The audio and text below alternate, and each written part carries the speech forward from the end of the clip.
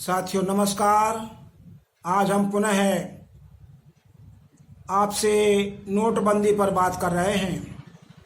जैसा कि हमने पहले बताया था कि ये जो नोटबंदी 8 नवंबर 2016 को की गई थी, यह हमारे गरीब भारत के लिए भूकंप और ज्वालामुखी से भी ज़्यादा भयावह साबित हुई है।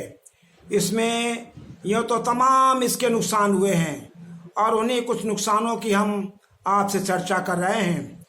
आज हम आपको बता रहे हैं कि ये नोटबंदी से और बैंकों के बीच में और ये जो हमारे ग्राहक हैं और ये नागरिक हैं, किसान मजदूर और नौकरी पेशा के लोग हैं, दुकानदार हैं, और इन के बीच में और बैंक की संस्थाओं के बीच में, बैंकिंग संस्थाओं और इनके जो बीच में पहले रिलेशन था वो कितना बिगड़ गया है।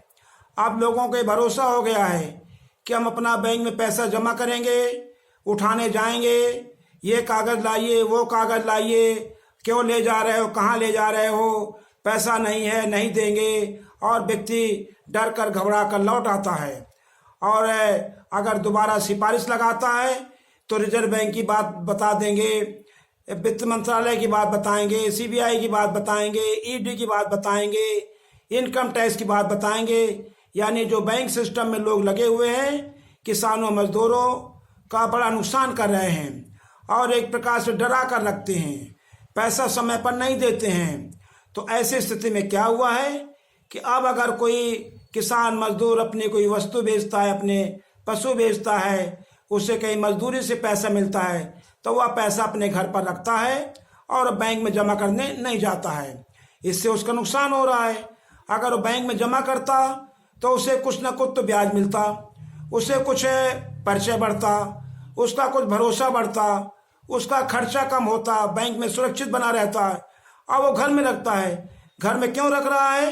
वो डर गया है बैंकों से, बैंकों ने डरा दिया है, तमाम प्रकार के झमेले खड़ा करते हैं।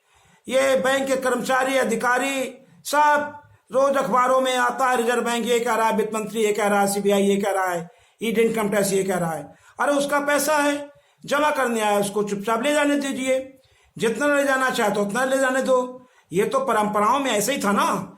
ये तो आपने बिगाड़ दिया बैंकों को। नोटबंदी के बाद आपने सिस्टम खराब कर दिया। अब ये सारा सिस्टम डगमगा गया है, इसलिए लोग पैसा अपना घर में रखना चाहते हैं, बैंक के पास नहीं जाना चाहते हैं। और जब से एक बैंक को उठा के, एक बैंक के नियम कायदे कानून परंपराएं, उसके काम करने के ढांचे को उठा करके दूसरे बैंक में थोप देते हैं, दूसरे बैंक में भर देते हैं, तो दोनों के बीच में भी प्रेम नहीं बन रहा है। ऐसे में जो है ये बड़ी स्थिति खराब हो गई देश की और बर्बाद होना है। ऐसी स्थिति में भाइयों, ये जिन लोगों ने हमारे सामने हालात पैदा किए हैं और हमें जो हमारी सुविधाएं छिन गई, हमारे अधिकार छिन रहे हैं, हमारे तौर तरीके, हमारे रहने का हिसाब किताब बिगड़ रहा है, आर्थिक व्यवस्था बिगड़ रही है और हमारे दिन खराब चल रहे हैं, तो अब इनसे बता दिया जाए कि जो हमारे दिन खराब कर रहे हैं, अब तुम्हारे दिन खराब होना शुरू हो गए हैं। धन्यवाद, नमस्कार, जय भीम, जय भारत।